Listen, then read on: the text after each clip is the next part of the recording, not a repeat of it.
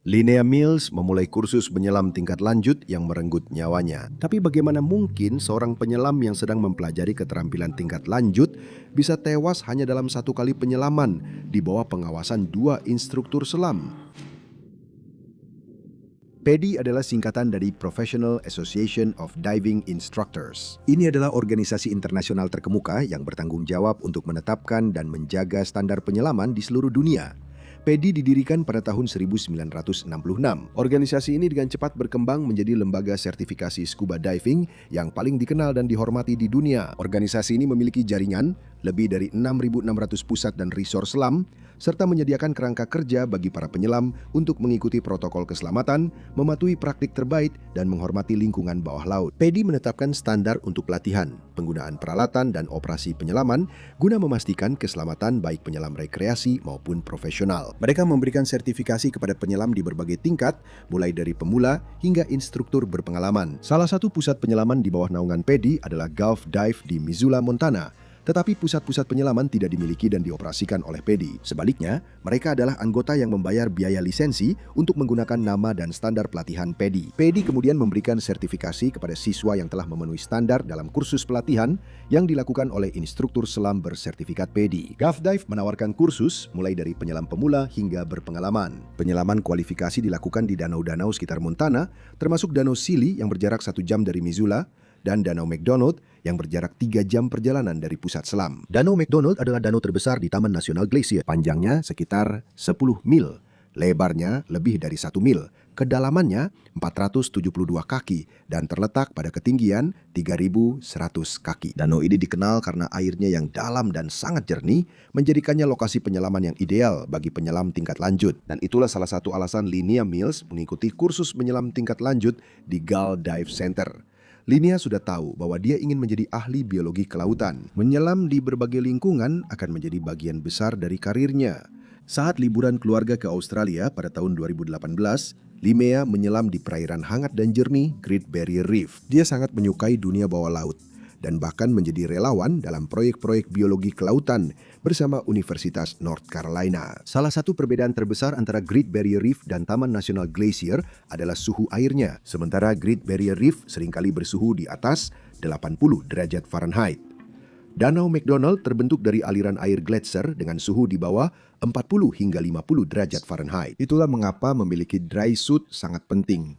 Dry suit adalah perlengkapan menyelam khusus yang dirancang untuk menjaga Anda tetap hangat dan kering di perairan dingin. Dry suit berbeda dengan wetsuit.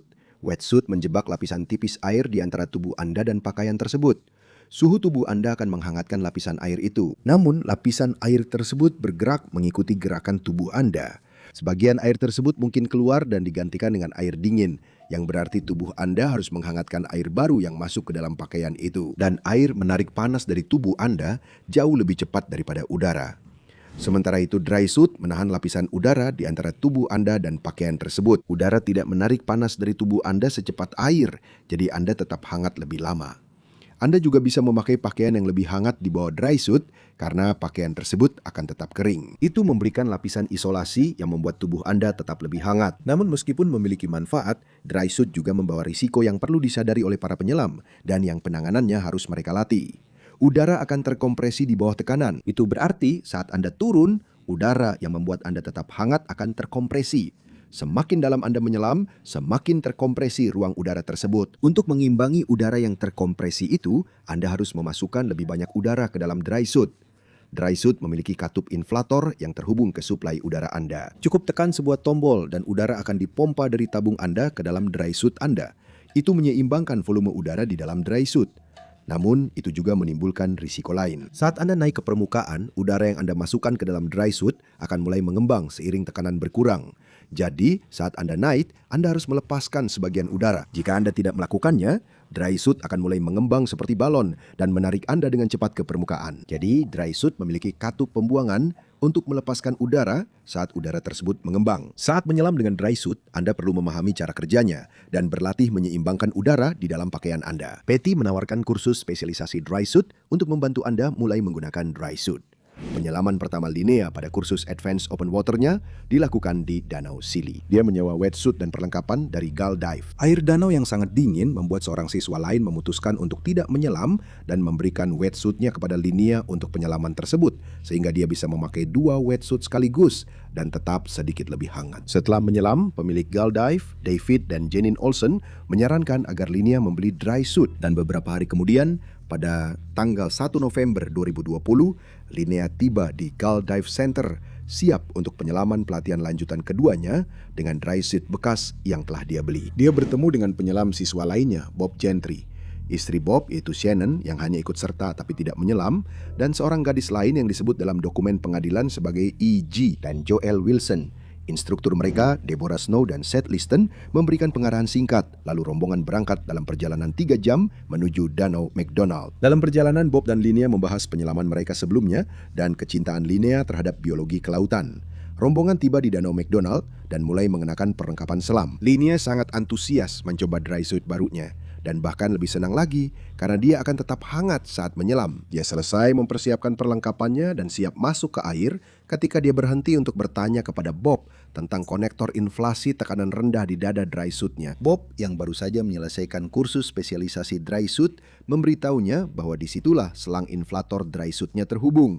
Tetapi, dry suit bekas itu tidak memiliki selang yang sesuai. Selang tekanan rendah ini harus dipasang ke regulator Anda. Kopling selang tersebut kemudian dihubungkan ke dry suit Anda, sehingga Anda dapat mengisi udara ke dalam dry suit saat Anda turun dan menetralkan volume udara tersebut. Mengisi udara ke dalam dry suit berfungsi untuk menetralkan atau menyeimbangkan volume udara di dalam pakaian tersebut, yang juga berfungsi untuk menyeimbangkan daya apung Anda. Jadi ketika Linnea bertanya kepada Deborah Snow, instrukturnya, apa yang harus dia lakukan, Deborah mengatakan bahwa dia bisa cukup menggunakan BCD-nya untuk mengontrol daya apungnya. Penyelam mengenakan BCD atau alat pengendali daya apung untuk mengontrol daya apung mereka. Di permukaan, BCD dipompa agar kamu bisa mengapung di permukaan tanpa harus membuang energi berenang untuk tetap mengapung. Kemudian untuk turun, kamu mengempiskan BCD dan mulai turun.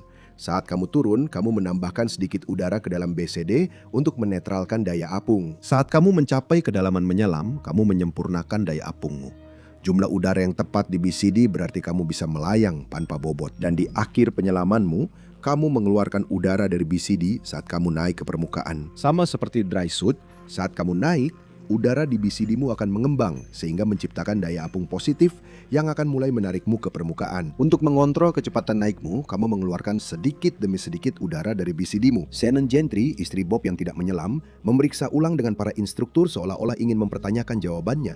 Tapi Linnea lebih dulu berbicara dan berkata, "Kalau mereka bilang tidak apa-apa, aku rasa aku juga akan baik-baik saja." Kelompok penyelam ini semuanya sudah memiliki kualifikasi. Jadi para instruktur melewatkan pemeriksaan keselamatan sebelum menyelam dan pengarahan penyelaman yang biasanya dilakukan. Mereka masuk ke air pada pukul 17.00, tepat saat cahaya mulai redup.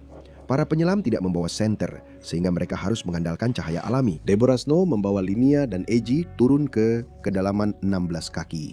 Mereka berada di sana selama 5 menit ketika Snow membawa E.G. kembali ke permukaan. Udara di dalam dry suit Linnea terasa agak ketat, tapi dia belum cukup merasa tidak nyaman untuk membatalkan penyelaman yang ia datangi setelah berkendara selama 3 jam, dan Deborah Snow belum melihat ada sesuatu yang tidak biasa. Sekarang, instruktur Seth Liston yang bertindak sebagai penyelam pengaman turun bersama murid-muridnya, Bob Gentry dan Joel Wilson. Deborah Snow turun kembali bersama E.G.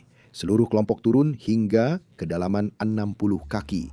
Mereka berhenti di sebuah tebing bawah air. Bob Gentry memperhatikan bahwa Linnea tampak sangat tidak nyaman. Dia mencoba memberi isyarat kepada Snow atau Liston, 2 instruktur dalam penyelaman itu, bahwa ada sesuatu yang salah. Karena tidak bisa menarik perhatian mereka, dia berbalik ke arah Bob. Bob segera berenang ke arahnya. Tetapi sebelum dia bisa mencapainya, Linnea kehilangan keseimbangan dan tergelincir dari tebing. Bob segera mengejarnya, dan saat dia berhasil menangkapnya di kedalaman 85 kaki, dia bisa melihat bahwa baju selam kering Linnea menekan tubuhnya sampai dia tidak bisa bernapas. Insting hasil pelatihan Bob langsung bekerja, dan dia meraih inflator BCD milik Linnea.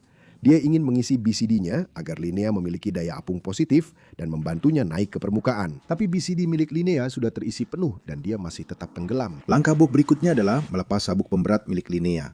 Jika dia bisa melepas sabuk pemberat itu, Linnea akan menjadi lebih ringan dan kemudian dia bisa membawanya naik ke permukaan dengan bantuan udara di BCD miliknya sendiri. Bob meraih perut Linnea untuk mencari gesper pelepas cepat pada sabuk pemberat, tapi tidak ada pelepas cepat di sana. Tidak ada sabuk pemberat. Linnea dan Bob masih terus turun. Bob tahu beberapa BCD memiliki kantong pemberat dengan pelepas cepat yang terintegrasi ke dalam BCD. Jadi dia meraba untuk mencari pelepas cepat itu. Dia bisa merasakan ada beberapa pemberat di BCD, tapi tidak ada pelepas cepat. Bob kehabisan pilihan. Mereka berada di kedalaman 104 kaki. Saat regulator terlepas dari mulut Linnea, Bob sudah bernapas terengah-engah dan sekarang dia kehabisan udara.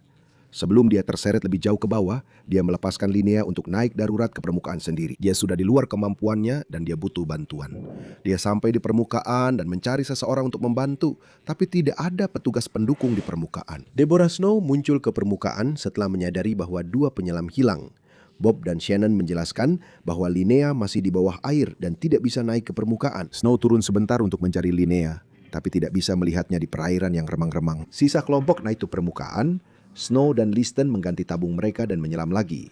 Mereka menemukan tubuh Linnea di kedalaman 128 kaki. Tidak mampu menariknya ke atas, mereka harus melepas BCD-nya untuk meringankan beban dan membawanya ke permukaan.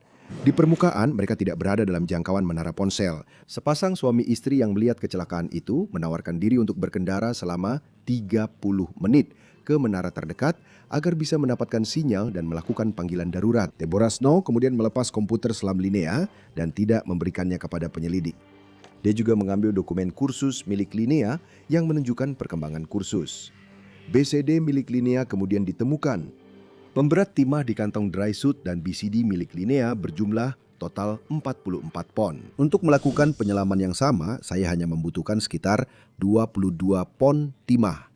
Dan ukuran tubuh saya jauh lebih besar dari Linnea. Dalam sesi evaluasi setelah kejadian, Janine Olson, salah satu pemilik Gull Dive, berbicara dengan Bob Gentry dan menegaskan bahwa dialah orang yang menyelam bersama Linnea, sehingga seharusnya ia bertanggung jawab karena tidak menyelamatkan nyawa Linnea. Saat ditanyai, Janine Olson memberitahu petugas koroner bahwa teman selam Linnea menyaksikan Linnea panik lalu jatuh begitu saja ke dasar danau setelah berenang tanpa kesulitan pada kedalaman sekitar 40 kaki. Untungnya, GoPro milik Bob Gentry mampu memberikan rekaman yang tidak memihak tentang kejadian tersebut. Untuk memahami ketidakmampuan dalam penyelaman ini, Anda juga perlu tahu bahwa Deborah Snow baru saja mendapatkan kualifikasi sebagai instruktur. Dia tidak memiliki kualifikasi untuk mengajar penyelaman dengan dry suit dan jelas-jelas tidak memahami konsep dasar bahwa dry suit membutuhkan selang inflator. Saya sendiri pernah mengajar di pusat penyelaman yang bereputasi baik dan saya bisa memberitahu Anda bahwa instruktur yang baru saja mendapatkan kualifikasi jarang dibiarkan bekerja sendiri. Pusat penyelaman yang baik memanfaatkan kepala instruktur berpengalaman